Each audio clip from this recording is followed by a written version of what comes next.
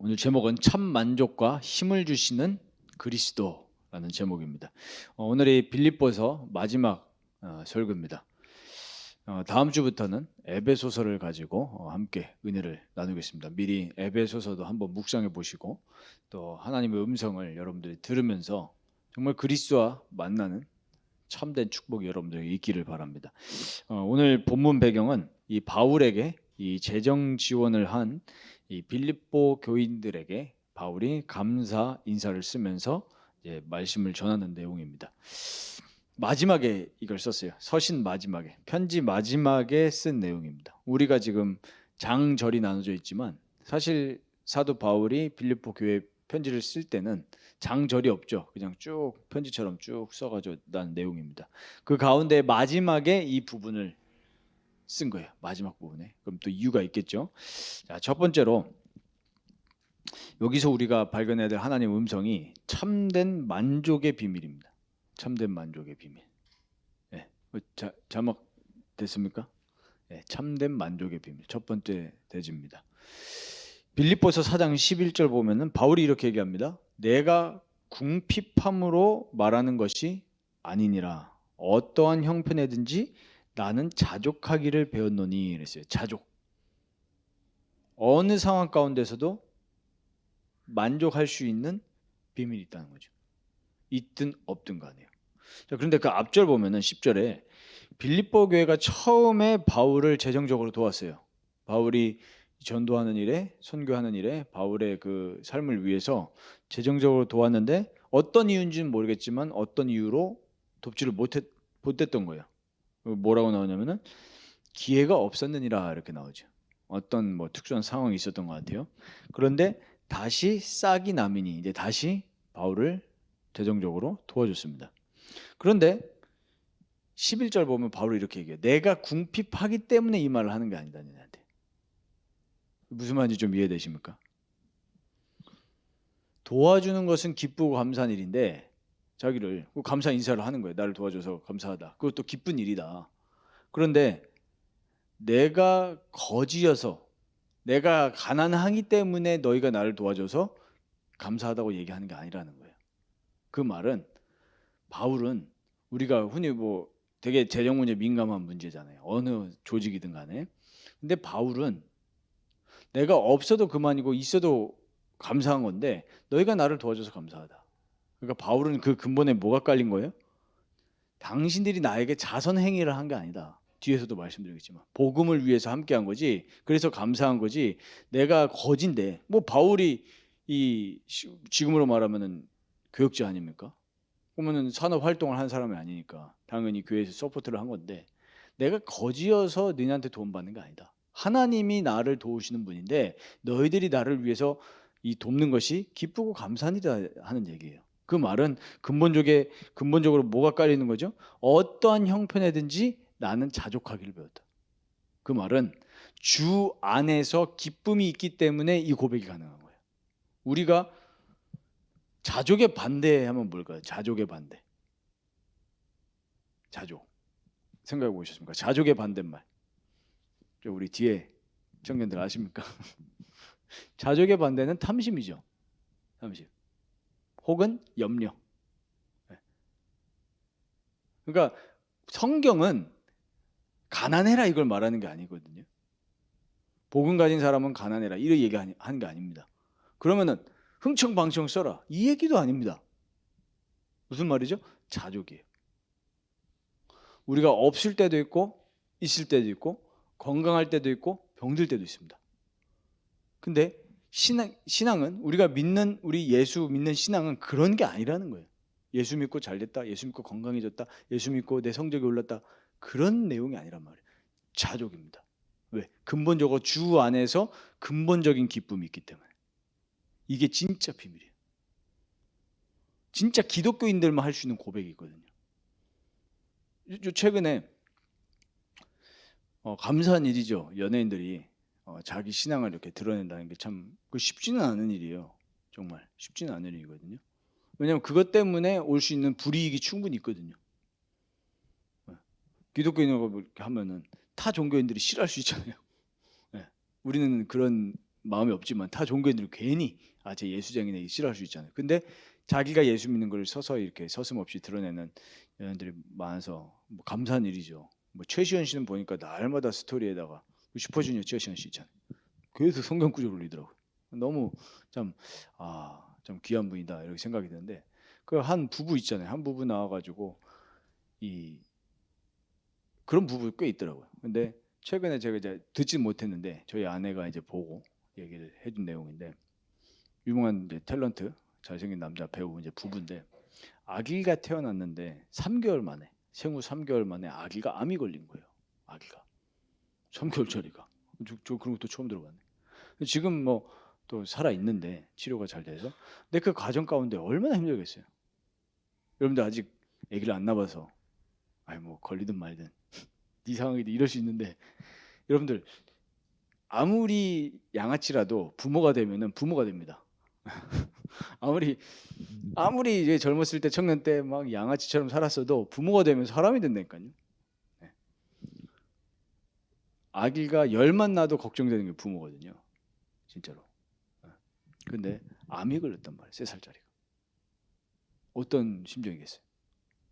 그러니까 그 과정 속에서 이따 뒤에도 말씀드리겠지만 진짜 그리스도를 만나고 체험한 거예요. 그 상황을 통해서. 그러니까 그 고백을 하는 거예요. 종교인들은 할 수 없는 고백입니다. 불교 신자가 그런 얘기 할 수 있겠어요? 불교 욕하는 게 아니고요. 네. 저는 불교 논리 괜찮은 논리라고 봅니다만은 근데 궁극적으로는 공허에 빠질 수밖에 없어요. 결론이 무기 때문에 네. 공허하죠. 인생의 근원 대신 하나님을 모르는데 그렇죠.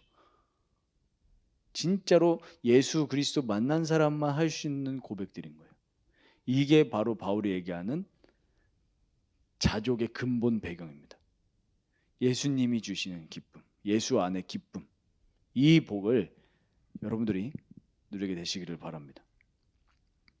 또 염려, 예수 그리스도 아니면은 참된 평안과 만족이 없기 때문에 탐심과 염려에 계속 빠질 수밖에 없어요. 우리 세상 문제 돌아가는 거 보세요. 결국에 그 문제 아닙니까? 왜 싸우죠? 형제들끼리도 돈 때문에 싸우잖아요. 여러분들 돈 많으면은 돈 때문에 안 싸울 것 같죠? 그래서 제가 로아한테 저희 딸한테 그러거든요. 없을 때 나눠 먹어야 된다. 없을 때. 사과 한 조각 가지고 좀 싸우고 있거든요. 지금 드디어 예상하던 일이 벌어지고 말았는데 동생이랑 없을 때 나눠 먹어야 돼. 있으면 나눌 것 같죠? 안 그렇습니다. 우리 대기업의 가족들 보세요. 그렇게 재산이 많은데 그 재산 가지고 싸운다니까요. 그 뭐죠? 탐심입니다. 그럼 돈이 필요 없냐? 돈이 죄냐? 그게 아니고 그 마음이 죄라는 거예요. 마음이. 언제 진짜 만족이 됩니까? 나를 살리신 영죽을 나를 살리신 그리스도로 만족할 때 진짜 만족이 됩니다. 참 만족 없어요. 진짜 참 만족 없다니까요. 여러분들 지금 옷 입고 있는 거 있잖아요. 살 때는 기분 좋을 수 있잖아요. 네. 근데 시간 지나면 그게 만족이 됩니까? 또 사야 되죠. 우리 저 카메라도 있지만 카메라 뭐 처음에 렌즈를 샀어 예를 들면. 근데 새로운 렌즈 나오면은 또 이러잖아요. 그렇죠. 그게 세상 겁니다. 세상 모든 건 그래요. 왜 사람들이 그렇게 이 바람을 피고 이혼을 하고 그렇죠? 참 만족이 없어서 그래요. 그래서 여러분들이 진짜 참된 만족의 비밀, 나를 위해서 십자가 지신 예수 그리스도 안에서 참된 가치와 참된 만족을 찾게 되시기를 축원드립니다. 두 번째로 모든 상황 속에서 승리할 수 있는 힘입니다. 오늘 12절 13절에 보면은 바울이 이렇게 고백을 합니다. 나는 비천에 처할 줄도 알고 풍부에 처할 줄도 알아. 모든 일 곧 모든 일이라고 그랬어요. 배부름, 배고픔, 풍부와 궁핍에도 처할 줄 아는 일체의 비결을 배웠다 그랬어요. 일체의 비결. 우리 저기 두 친구 지난주에 일본 갔다 온 걸로 알고 있는데 제가 얘기 안 해도 다 알죠. 스토리 보니까 뭐가 문제가 생긴 것 같던데. 네. 저도 뭐 그런 상황은 아니었지만 예전에 도쿄에 갔을 때 한국으로 와야 되는데 금요일 날 교육제가 있어서 와야 되는데 와 태풍이 쳐가지고 지하철이 안 가는 거야. 계속 연착이야. 뭐야 얘네들. 얘네 뭐 규칙 잘 지킨다면서 이 모양밖에 안 됐어? 이랬는데 뛰어가가지고 결국에 그 카운터 닫히기 전에 들어갔는데 우리 저 두 친구는 카운터가 미리 닫힌 모양. 그러니까 뭐 낙동강 오리알 된 거 아닙니까? 그런데 바울은 지금 감옥에서 쓴단 말이에요. 우리는 뭐 그런 상황만 돼도 뭐 입에서 시읒비읍 나오잖아요. 근데 바울은 여기 무슨 얘기를 하냐? 일체 비결을 배웠노라 하면서 내게 능력 주신 자 안에서 내가 모든 걸 할 수 있다 이렇게 얘기해요. 감옥에서 썼습니다. 그리고 얼마나 춥고 배고프고 그러겠어요. 근데 도대체 바울은 어떤 비밀이 있었길래 그 마음과 생각이 잡혔을까요? 어디에? 기쁨에, 참된 기쁨에. 자, 여러분들 청년들이 이 시대를 살아가면서 지금의 모든 문제들이 뭔지 아십니까? 결국엔 마음의 문제잖아요. 마음에 참된 만족 없고 기쁨 없고 평안 없고 화평이 없으니까 맨날 뭐밖에 없어요? 분밖에 안 해요. 요즘 여러분들 사회에 보면서 그런 생각 안 듭니까? 너무 많이 바뀌었다라는 생각. 그게 성경에 예언되어 있어요. 디모데후서 3장에. 시기하고 분노하고 정의 없는 거 무정하면 절제하지 않고. 가지고 뭐만 하면 고발하잖아요. 뭐만 하면 고발해요. 배려가 없는 거예요. 이해가 없는 거예요. 뭐만 하면 고발하는 거예요. 그게 말시라고 그랬습니다. 그런데 바울은 그 마음이 그리스도 안에서 참된 기쁨을 경험한 거예요. 그럼 여기서 일체 비결을 배웠다라고 했을 때 이 일체 비결을 배웠다라는 원어가 뭐냐면 메무에마이라는 원어입니다. 근데 이 단어에 쓴 배경이 뭐냐면 우리 고대 그 신비한 그런 종교들 보면은 입교할 때 뭐 3단체도 뭐 그런 거 하잖아요. 프리메이슨들 보면은 입교할 때 뭐냐면 신비 체험을 시키는 거예요. 어떻게? 실제로 너가 죽는 거를 체험시키려고 어떻게 하냐면 관 속에서 집어넣는단 말이에요. 진짜 죽는 것처럼 상황을 그렇게 만든단 말이에요. 막 신비한 의식. 그 얘기입니다. 그 이 원어의 뜻이. 그러면 여러분들 이게 어떻게 연결되어집니까? 우리가 배웠다라는 얘기는 실제 그리스도의 죽음이 나의 죽음으로 체험된 신앙이에요. 아는 거 말고요. 그리스도의 죽음과 부활이 진짜 나의 죽음이고 나의 부활이 체험된 게 그게 일체의 비결을 배웠다라는 거예요. 그래서 여러분들이 실망할 이유가 없습니다. 우리 한국 교회도 수많은 문제와 어려움이 있지만은 여러분들 개인 신앙을 진짜 가져야 돼요. 개인 신앙을. 대부분 사람들이 이럴 수 있죠. 물론 본을 보여야 됩니다. 신앙의 선배들, 지도자들이 본을 보여야 돼요. 당연히. 여러분들도 불신자들한테 본을 보여야 됩니다. 무슨 본이요? 그리스도 믿는 자의 본을 보여야 돼요. 그렇지만 여러분들이 신앙생활하는 부모님들이나 어른들이나 그런 걸 보면서 낙심할 이유가 없는 거예요. 네, 낙심할 그거는 그 사람이고 나는 그리스도 앞에 십자가 앞에 서야 되는 거예요. 네. 그래서 일체의 비결을 배웠다라는 거예요.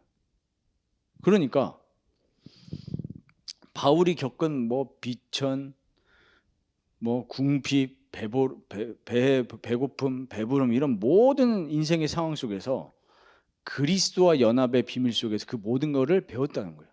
그거를 뛰어넘을 수 있는 근본적인 비밀을 배운 건데 그 비밀을 배운 게 바로 죽으심과 부활을 배운 거예요. 네. 그러니까 여러분들이 예수 믿는 사람들이 왜 그래? 불신자들이 그러잖아요. 우리도 그러잖아요. 솔직히. 우리도 다른 사람들도 그러죠. 예수 믿는 사람 왜? 그럴 수밖에 없는 거예요. 그리스도의 죽음과 부활에 연합되어서 사는 신앙이 아니면 예수 믿어도 믿는 게 아닌 거예요. 실제로. 뭐만 믿는 거예요? 머리로만 믿는 거예요.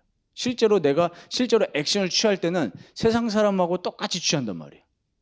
말은 성경 얘기하고 하지만 실제로 문제 생겼거나 기쁜 일이 생겼을 때 실제로 상황 판단의 해석은 뭐냐면은 세상 논리인 거잖아요. 아까 그 강단이잖아요. 이에는 이, 눈에는 눈. 그거라도 사실은 그나마 법 체계가 유지되는 건데 그나마. 근데 그것대로 하지 말라는 거잖아요. 오히려 용서해줘라. 사랑해라. 그거는 어떻게 가능한 거죠? 실제로 내가 죽어야 가능한 거예요. 그러니까 여기서 바울이 배웠다라는 원어가 그 고대 신비 종교에서 실제로 죽은 거 체험하는 거 그겁니다. 그 비밀이에요. 그럼 우리도 뭐죠? 그리스도의 십자가 죽음을 실제로 맛봐야 되는 거예요. 그게 예수 믿는 겁니다. 그래서 나의 자아는 죽고 부활의 능력으로 소망으로 사는 게 우리 진짜 기쁨인 거죠. 그래서 죽음 앞에서, 우리 찬양도 있지만 죽음 앞에서 오직 예수 하신 비밀을 원하니까 예수께서 부활하시잖아요. 그러니까 나도 부활할 거예요. 그러니까 우리 암 걸려도 혹은 내가 문제가 있어도 상관없는 거예요. 왜? 부활해서 진짜 소망이 있으니까. 우리 천국 보면서 살아가는 거라니까요. 이 땅에서부터. 여러분들이 계좌에 돈이 없어도 만족하시기 바랍니다. 네, 돈은 있다가도 없는 거예요. 그런데 예수 없으면 여러분 지옥이라니까요. 진짜 생각해 보셨습니까? 저는 요즘에 계속 묵상하는 게, 야, 내 옆에 있는 영혼들이 다 천국 가면 좋겠다. 정말. 진짜요. 그러니까 어떻게 됩니까? 내 삶과 행동과 말과 이 마음이 달라지는 거예요. 왜? 한 사람이라도 더 구원받으면 감사한 일 아닙니까? 그렇죠? 그래서 여러분들 그 죽음과 부활에 대해서 늘 묵상하시기를 바랍니다. 그러면서 이제 13절에 내게 능력 주시는 자 안에서 내가 모든 걸 할 수 있느니라. 이 고백이 우리가 오해하고 있잖아요. 그냥 단순하게 내가 모든 걸 할 수 있어. 예수 믿으니까. 그 고백이 아니라는 걸 알겠죠. 본문 좀만 봐도. 바울이 이 일체의 비결을 배웠다고 하면서 예수 안에 있기 때문에 내가 감옥에 있을 수도 있고 감옥 밖에 있을 수도 있고 모든 걸 할 수 있다라는 얘기입니다. 여러분들이 학교 생활하면서 또 회사 생활하면서 얼마나 많은 일들이 있습니까? 미래에 대한 불안함, 두려움, 인간관계 갈등 이런 속에서 바울이 고백했던 것처럼 일체의 비결을 배웠다. 여러분들 무능을 느낄 수도 있습니다. 그때도 일체의 비결을 배웠다. 어떻게 배우는 거라고요? 그리스도의 죽음이 나의 죽음이 되고 그리스도의 부활이 진짜 나의 부활로 느껴진다면 되는 겁니다. 그럼 이 부분에 있어서 기도 제목이 딱 잡히는 거죠. 이게 말씀 잡고 기도하는 겁니다. 어떻게 해요? 그리스도의 죽음과 부활이 진짜 체험되어지게 해달라고 나에게. 네, 그거는 다른 게 아닙니다. 말씀 기도로 되어지는 거예요. 이 비밀을 누리시길 바랍니다. 마지막 세 번째로 복음을 위한 삶입니다. 다른 말로 복음 사역에 동참하는 삶. 이거를 마지막으로 얘기를 하고 바울이 이 빌립보서 편지를 마무리합니다. 이 보면은 14절에 15절, 14절, 15절 보면은 이 빌립보 교회 성도들이 바울의 사역을 위해서 바울이 처음 이 전도 여정, 선교 여정을 갈 때부터 함께 도왔던 거예요. 기도로도 돕고 물질로도 도왔습니다. 자, 그런데 18절 보면은 바울에게 재정 후원을 했는데 바울은 뭐라고 하냐면은 바울이 실제로 수신했잖아요. 이 서신이 또 실제로 영수증 역할도 한다니까요. 무슨 말이냐면 내가 받았다, 나 잘 받았다. 누락이 됐을 수도 있잖아요. 다른 사람이 뭐 꽁쳐 먹거나 껐을 수도 있고 내가 받았다라는 거를 얘기도 하는 거거든요. 그런데 자기가 그 재정 후원을 받았는데 18절에 바울이 얘기하는 건 뭐냐면 이는 받으실 만한 향기로운 제물이요 하나님을 기쁘시게 한 것이라 이렇게 얘기를 해요. 아니 빌립보 교인들은 바울에게 실제 돈을 준 건데 쉽게 말하면 바울이 얘기할 때는 향기로운 제물이요 하나님을 기쁘시게 한 것이다 이렇게 얘기를 합니다. 자, 이거 우리가 어떻게 하나님 말씀으로 받을 수 있습니까? 복음을 위해서 진짜 그리스도의 복음을 위해서 여러분들의 삶을 드리고 여러분들의 시간을 드리고 여러분들의 중심과 여러분들의 에너지 또 물질을 드릴 때 어떻게 된다는 얘기예요? 영적으로 풍성해진다는 얘기예요. 여러분들의 삶이 17절에 이렇게 나오잖아요. 오직 너희에게 유익하도록 풍성한 열매를 구함이라. 자, 그래서 참고할 말씀이 있습니다. 잠언서 11장 25절 보면 구제를 좋아하는 자는 풍족해질 것이요 남을 윤택하게 하는 자는 자기도 윤택하여지리라. 이 말이 무슨 말입니까? 구제, 남을 돕는 거, 남을 섬기는 거. 이 하나님의 이름을 위해서, 예수 그리스도 이름을 위해서 다른 사람을 섬기고 돕는 것이 뭐냐면 하나님이 축복하신다는 얘기예요. 여러분들 받기를 좋아하는 사람이 되지 마시고 주고 섬기기를 좋아하는 사람이 되시기를 바랍니다. 그게 하나님의 영적인 원리예요. 그게 경제 원리입니다. 여러분들이 진짜 부자가 되고 싶다라고 하면 잘 베풀어야 돼요. 교회만 헌금하는 게 아니고 우리 기독교인들이 교회만 헌금하는 그런 사상을 좀 갖고 있거든요. 아닙니다. 사회로도 흘려보내야 돼요. 여러분들 친구들, 불신자들 밥 많이 사주시기 바랍니다. 물론 요즘에는 결제할 때 보니까 아예 식당 출구해서 먼저 뭐 n분의 1 해드릴까 이러던데 가능하면은 여러분들 물론 막 쓰란 얘기가 아닙니다. 뭐 빚져가지고 여러분들이 뭐 친구들 사주고 그런 얘기는 아니지만 복음을 위해서 여러분들이 여력이 된다면 베푸시기 바랍니다. 그게 하나님의 영적 원리예요. 그리고 복음을 위해서 또 전도자를 위해서 여러분들이 섬기면 됩니다. 마태복음 5장 7절에도 보면은 긍휼히 여기는 자는 복이 있나니 그들이 긍휼히 여김을 받을 것이며, 여러분들이 늘 영혼들을 위해서 긍휼히 여기고 돕고 베푸시기 바랍니다. 진짜 그게 하나님의 영적 원리예요.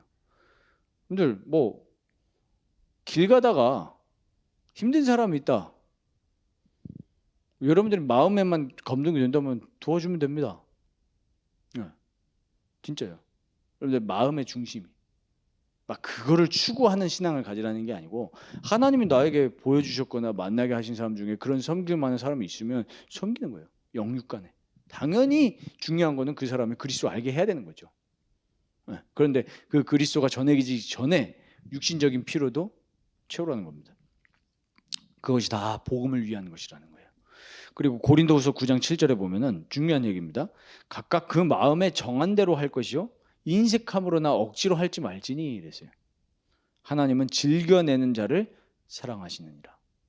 그러니까 여러분들의 삶이든 시간이든 물질이든 간에 억지로 하지 마시고 하나님이 주신 기쁨과 감사함의 분량대로 하시면 됩니다. 특별히 제일 우리 교회 안에서 시험 드는 경우가 있죠. 뭡니까? 내가 이만큼 헌신했는데 장로님이 나를 안 알아줬어. 장로님이 너 이거밖에 못하냐? 그랬어. 혹은 목사님이 인정을 안 해줬어. 이럴 때 이제 우리 속에서 든 생각은 뭡니까? 내가 이 정도까지 했는데 교회를 위해서. 네, 그거 하지 말라는 거예요.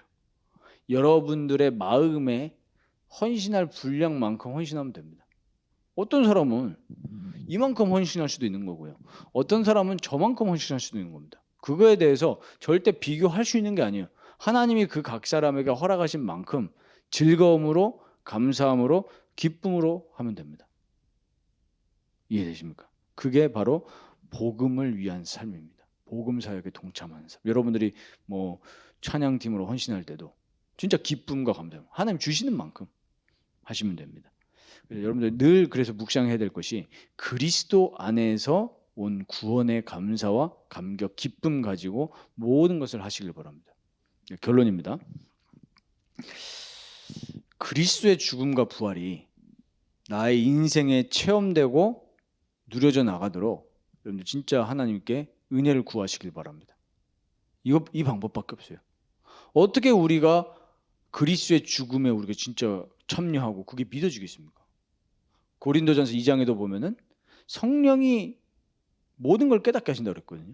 성령이 하나님의 모든 것을 통달하시느라 그랬어요. 예수 그리스도의 죽음이 믿어지고 진짜 체험되어지고 내가 인격적으로 그리스도의 부활과 함께 하려고 하면은 성령이 나에게 역사하셔야 되는 거예요. 여러분들 기도하시면 됩니다.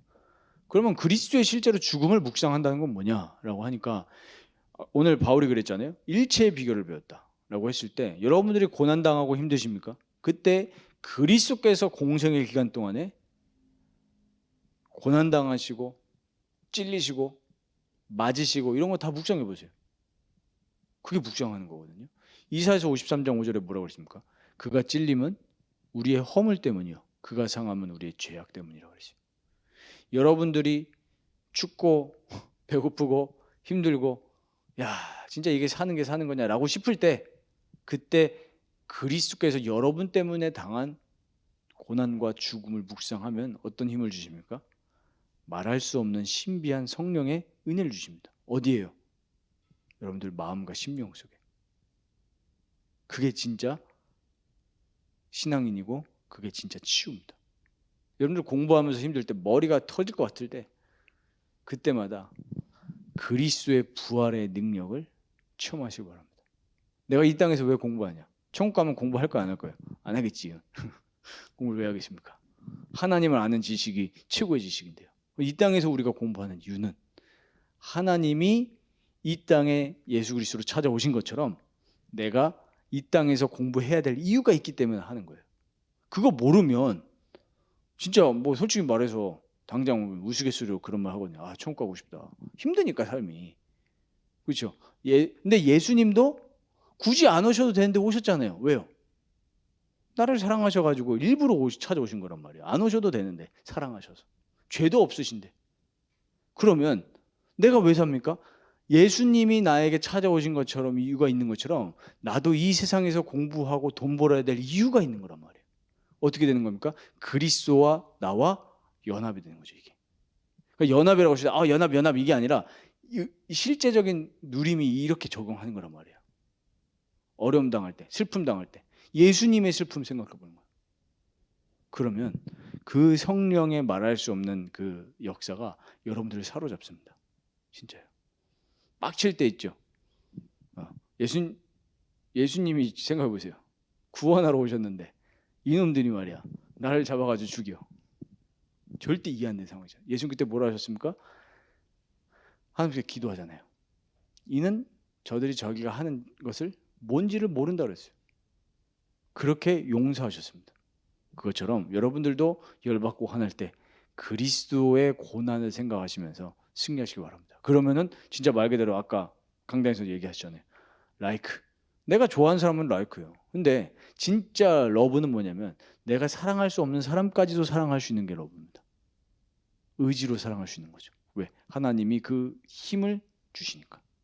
바울이라고 안 힘들었겠어요? 힘들죠. 힘든데 그 마음속에 깊은 비밀에는 기쁨이 있으니까 그 힘듦도 넘어설 수 있는 일체의 비결을 배웠다고 고백합니다. 여러분들 이번 한 주간 그리스도의 죽음과 부활을 묵상하면서 그 은혜가 나에게 실제로 와닿도록 체험되도록 여러분들 기도하시면서 승리하시기를 주의 이름으로 축원드립니다.